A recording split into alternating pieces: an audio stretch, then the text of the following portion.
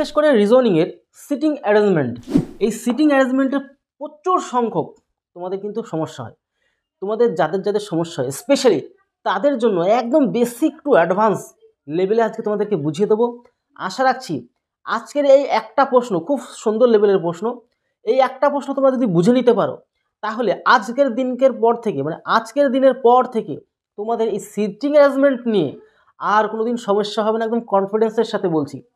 আর হ্যাঁ, অবশ্যই আমি যেভাবে তোমাদেরকে বলবো সেভাবে তোমরা একটু শিখে নাও। আশা রাখছি অন্তত অন্য কিছু বিষয় নিয়ে সমস্যা হলেও এই সিটিং অ্যারেঞ্জমেন্ট নিয়ে আর জীবনের সমস্যা হওয়ার সম্ভাবনা একদমই নেই, থাকবে না। ঠিক আছে, সেইটুকু কনফিডেন্স দিয়ে তোমাদেরকে বলে দিলাম। দেখো, প্রশ্নটা খুবই গুরুত্বপূর্ণ, আর একটা তোমরা শিখে সমস্ত কিছু ক্লিয়ার হয়ে যাবে। যেরকমটা এখানে রয়েছে দেখো, A B C D E F G নামে 7জন রাজা ছিল, কিং ছিল, রাজা ছিলেন, ভালো কথা। তারা কেন্দ্রের দিকে মুখ করে একটি বৃত্তাকার টেবিলের চারপাশে বসেছিলেন। দেখো, এই বৃত্তাকার আর চতুর্ভুজাকার বা চার কোণাকার টেবিল, এই দুটো ব্যাপার কিন্তু খুব পরিমাণে দেয়। যদি দেখো সমস্ত যেহেতু বললাম তো বেসিক টু অ্যাডভান্স শিখে দেবো। ম্যাক্সিমাম ক্ষেত্রে ছেলেমেয়েরা এখানেই ভুল করে, প্রথমেই ভুল করে, বেশিরভাগ ক্ষেত্রে ফ্রেশাররাই ভুল করে বেশি। তো তার জন্য স্পেশালি তোমাদেরকে বুঝিয়ে দিচ্ছি ব্যাপারটা।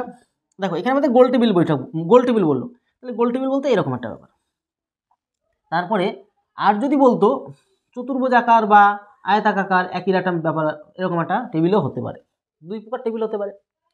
তো সেক্ষেত্রে দাঁড়িয়ে এইটার ব্যাপার যদি বলি, অনেক সময় বলে যে কোণার যেই মানুষগুলো বসে আছে তারা কেন্দ্রের বাইরের দিকে মুখ করে আছে, ব্যাপারটা বুঝবে কিন্তু খুব লজিক্যাল ব্যাপার, এখানে সবাই কিন্তু ফেসে যায়।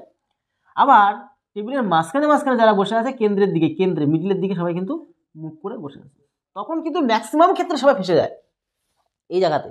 আর এই গোল যে টেবিলের ক্ষেত্রে সেই ব্যাপারটা থাকে না, সেই ব্যাপারটা, এর মধ্যে কোণার কোনো ব্যাপার নেই, সবই তো গোল। যদি বলা হয় যে সবাই কেন্দ্রের দিকে মুখ করে, কেন্দ্রের মাঝখানের দিকে মুখ করে বসে, তাহলে সবাই এরকমভাবে হবে, তাই না? এরকমভাবে হবে। এবার অনেক এখানে কথা 7জন বললো, তাই না?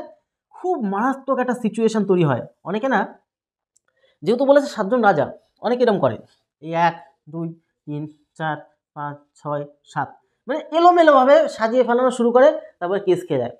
এরম করে কোনোদিন নয়। অনেকে খুব ভালো করে সাজাতে পর্যন্ত শুরুয়ারটা ঠিক মতন করতে পারে না। তাহলে কি করে করবে? একদম সিম্পল ফান্ডা হিসাবে কাজ করবে। এই 1 এই 2 মানে উত্তর দক্ষিণ, মানে এরকম একদম টাই টু টাই।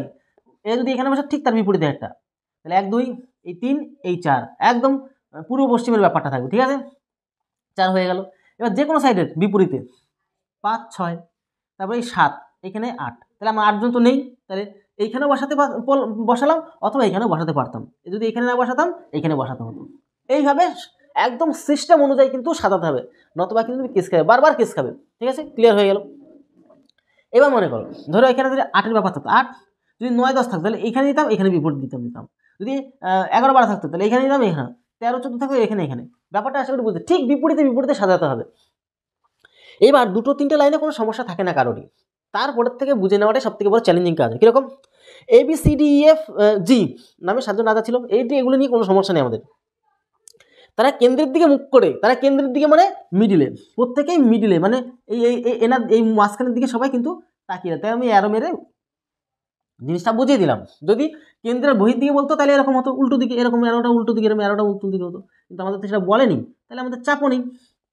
এইবার এই জিনিসটা একটা বোঝানো, আর কোনোদিন টেনশন অন্তত থাকবে না এই গোল টেবিল বৈঠকে। ঠিক আছে, এবার এইটুকু আমাদের ক্লিয়ার হয়ে গেল। এবার আমরা আর একটু অ্যাডভান্সের দিকে যাব। তারা কেন্দ্রের দিকে মুখ করে একটি বৃত্তাকার টেবিলে চারপাশে বসে আছে, বাস, মানে 3য় লাইন পর্যন্ত কোনো সমস্যা হলো না। তারা একে অপরের সম দূরবর্তী ছিলেন, মানে ডিস্টেন্সটা সমানই প্রায় ছিল, আমি প্রায় সেভাবে সাজিয়ে দিলাম। ঠিক আছে, এইবার এইখান থেকে হবে আমাদের মেন চ্যালেঞ্জিং কাজ। এফ এবং সি এর মধ্যবর্তী স্থানে ই বসে আছে, এফ এবং সি এর মাঝখানে কে বসে আছে? ই বসে আছে। এবার কাজ হচ্ছে আমার এখান থেকে শুরু। তাহলে এফ এবং সি, তাহলে এফ এবং সি এর মাঝখানে কে বসে আছে? দেখো, এর মাঝখানে ই বসে আছে। তাহলে আমি 2 জায়গায় এফ সি দিলাম কেন? আমি জানি না কোথায় এফ কোথায় সি, আমি তো একদম ক্লিয়ার না, তাহলে 2 জায়গায় এফ আর সি দিয়ে রাখলাম, পরে বুঝে যাবো নিশ্চয়ই। কারণ এই ভুলগুলো ম্যাক্সিমাম ক্ষেত্রে বলে, এইসব ছোটো ছোটো জিনিসগুলো অনেকে জানে না বলে কিন্তু কেস খেয়ে যায়। বারবার শুধু ভুল হয়, বারবার শুধু ভুল হয়। আজকে বারবার ভুল আর জিন্দিগিতে হবে না, চ্যালেঞ্জ। আমি দেখো পড়ে পড়ে তোমাদের সায়েন্টিফিক ওয়েতে, কোনো রকম বিজ্ঞানসম্মত ছাড়া নয়, বিজ্ঞানসম্মতভাবে তোমাদেরকে সব বুঝিয়ে দেবো রুলস অনুযায়ী। তাহলে এটুকু আমার ক্লিয়ার। তাহলে এ বসেছিলেন জি এর বাঁদিকে তৃতীয় স্থানে, এ বসেছিলেন জি এর বাঁদিকে তৃতীয় স্থানে, 1 2 3। তাহলে জি এর বাঁদিকে তৃতীয় স্থানে 1 2 3 এ।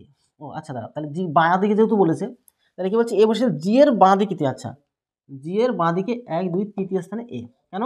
বাঁদিক যেহেতু সবাই কেন্দ্রের দিকে মুখ করে আছে, তাহলে এটা এদিক বাঁ দিক, এদিক ডান দিক, সিম্পল বুঝবা। মুখ যদি এদিকে, এটা বাঁ এটা ডান, এইটুকু তো বুঝতেই পারো।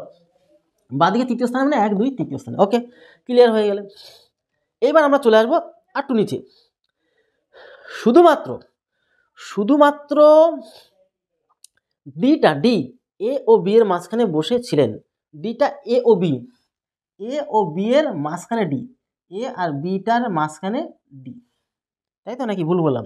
হ্যাঁ, ডিটা এ ও বি এর মাঝখানে, এ আর বিতে এখানে বসার জন্য তো কোনো অপশান নেই এদিকে, তাহলে এরমটা সাজানো কমপ্লিট হয়ে গেল। এবার জি সি এর বাঁদিকে নিকটবর্তী স্থানে, জিটা সি এর বাঁদিকে, তাহলে সি এর বাঁদিকে জি নিকটবর্তী, তাহলে সি এর বাঁদিকে, তাহলে এখানে নিশ্চয়ই সি রাখতে হবে, তাহলে এখানে এফ কেটে দিতে হবে, বুঝতে পারলে? এখানে এফ কেটে দিলাম মানে নিশ্চয়ই এখানে তাহলে এফ থাকবে, এখানে সি কেটে দিতে হবে, সি তো এখানে রয়েছে। এইভাবে জিনিসগুলো, তাহলে এখানে এফ থাকবে, এখানে সি থাকবে। ক্লিয়ার হয়ে গেলে এইভাবে লাস্টে আমরা 100% শিওর হয়ে গেলাম কে কোথায় বসবে। আশা করি বুঝে গেলে। আচ্ছা, কোন রাজা জি এর বাঁদিকে নিকটবর্তী স্থানে ছিলেন? জি এর বাঁদিকে কে? বি না? জি এর বাঁদিকে, এটা তো ডান দিক, ডান দিক যদি বলতো তাহলে সি হতো, আর বাঁদিক যেহেতু বলেছে তাহলে বি হবে, তাহলে বি দেখো অপশান আমার কিন্তু সঠিক অ্যান্সার হয়ে গেল। তাহলে এইভাবে সঠিকভাবে খুব সুন্দর একটা মানে সিটিং অ্যারেঞ্জমেন্টের মাধ্যমে তোমাদেরকে জিনিসটা বুঝিয়ে দিলাম, শিখিয়ে দিলাম। আশা রাখছি এর পরবর্তীতে তোমার কোনো রকম এই মানে রিজনিংয়ের ক্ষেত্রে কোনো সমস্যা হবে না। পরবর্তী তোমাদের ভিডিওতে কিছু কিছু সুপার লেভেল অঙ্ক শিখিয়ে দেবো, প্লাস তোমাদের প্রচুর অঙ্ক শেখানো আছে, সেগুলো তোমরা দেখতে পারো। তাহলে ভিডিওটি এলো, তত সময় পরিবেশের সাথে ভালো থাকো, সুস্থ থাকো। জয় হিন্দ, জয় ভারত।